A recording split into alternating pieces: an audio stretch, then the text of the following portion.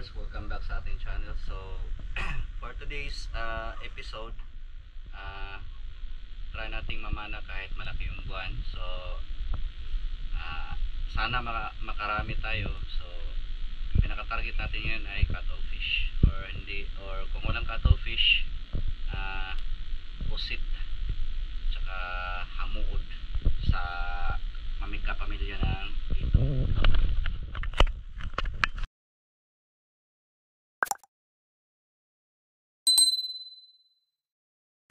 Yan, kung bago ka pa lang sa channel ko, huwag kalimutang mag-subscribe at i-hit na rin ang notification bell para update ka sa mga bagong upload ko na videos.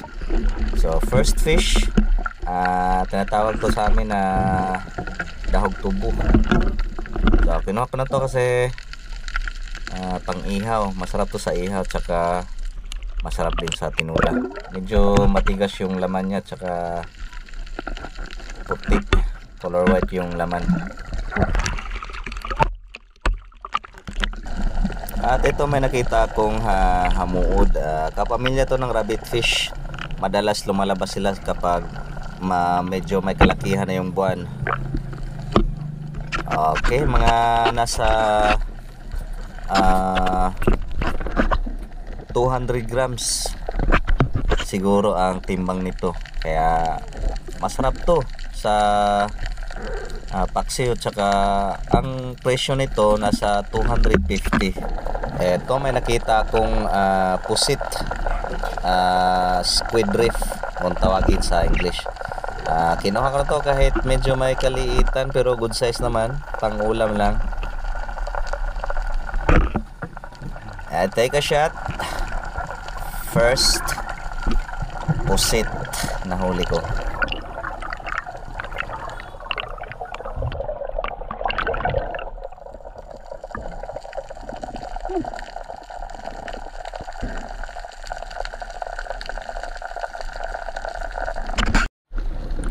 Actually, ito yung kasama na pusit kanina na nahuli natin.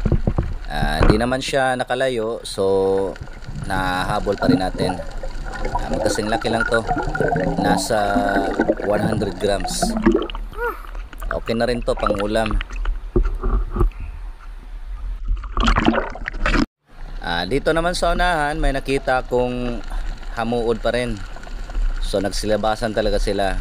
Ang kagandahan nito, di siya may lap kasi malaki yung buwan.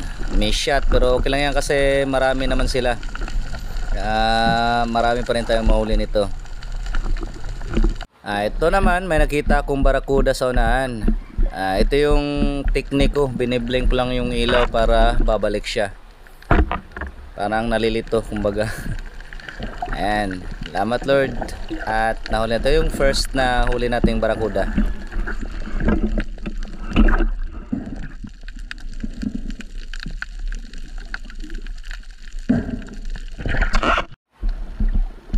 Ito, may nakita na naman akong pusit. Mano-mano lang tong ano ko flashlight kasi ex-balog. So mano-manong blink lang. Medyo may lap talaga kapag malaki ang buwan, pero tiyaga lang. Mahuli din natin yan. Ayan.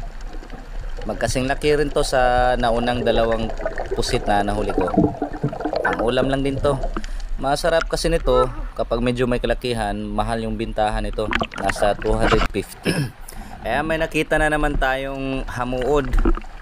Kung tawagin sa iba, sa Tagalog, XL na danggit. Ayan.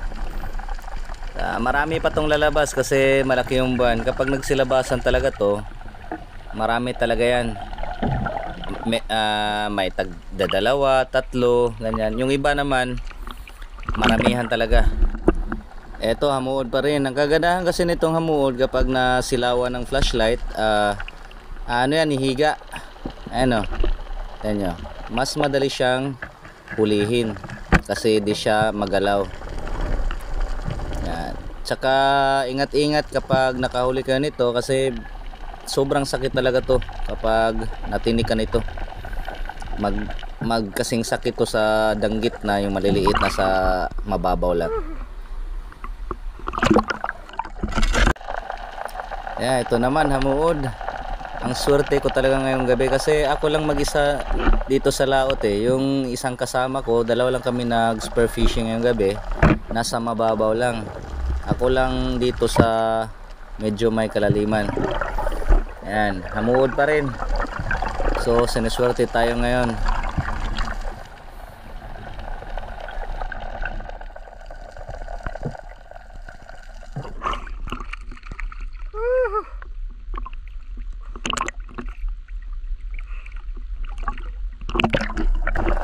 Ito naman, hamuod pa rin. So, tsaga-tsaga lang kasi siguradong pangbinta na to.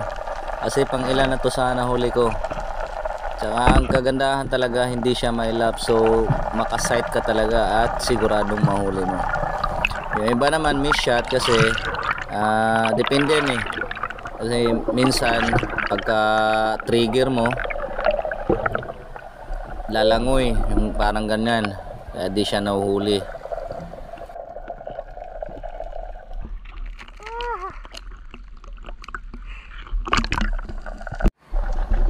Ito naman sa medyo mababaw, hamuod pa rin. Ayan nakahiga lang sa may buhanginan. Ayan, sigurado nang may panggatas at may pangbigas na tayo nito.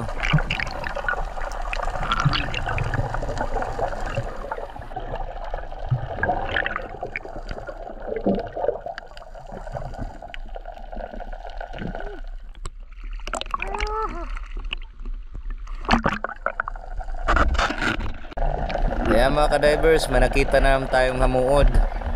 O kung tawagin sa Tagalog, XL na nugget. Grabe, unlimited talaga yung hamuod ngayong gabi.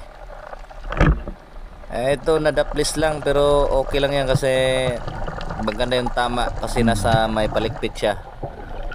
Yan basta-basta tanggal.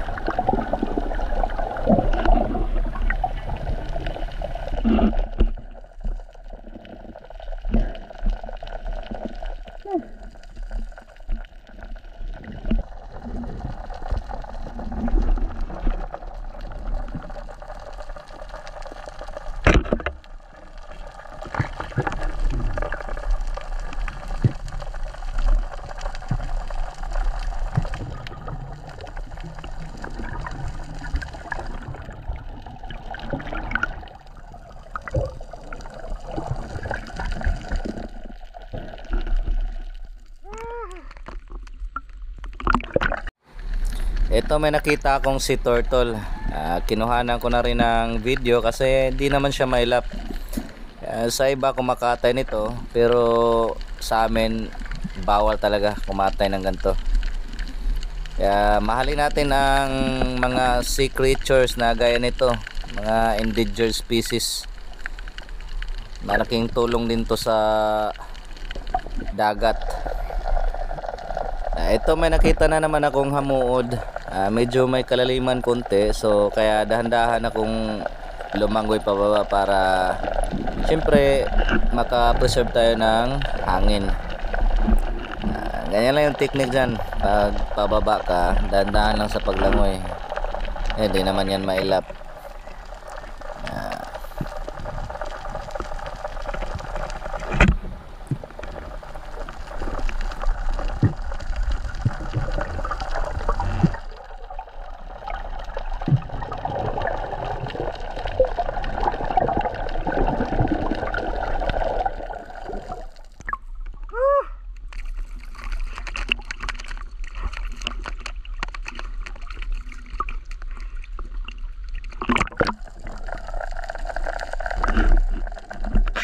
Yan, dito na part pumunta ako sa mababaw kasi target ko makahuli ng cuttlefish. At may nakita naman akong cuttlefish kaso mailap. Kasi malaki na yung buwan. Pero tsaga-tsaga lang. Yan. Hihinto din yan.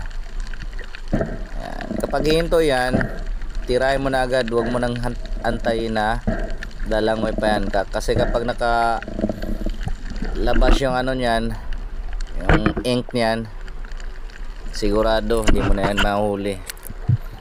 Ito yung first na cuttlefish na huli lang natin. Dito na part sa may mababaw na ako konti kasi malapit na dumating sa amin. Ito may nakita tayong pusit. Medyo mailap. Yan, pero medyo may kalakihan na rin sana unang kuha natin. Yan. Okay na rin to, goods. Goods na goods. Pang ulam.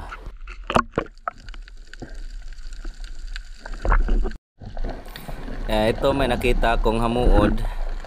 So nakita ko siya pagkatira ko ng pusit, nakahiga lang. So kinuha ko na rin kasi ayan, di naman siya gumagalaw.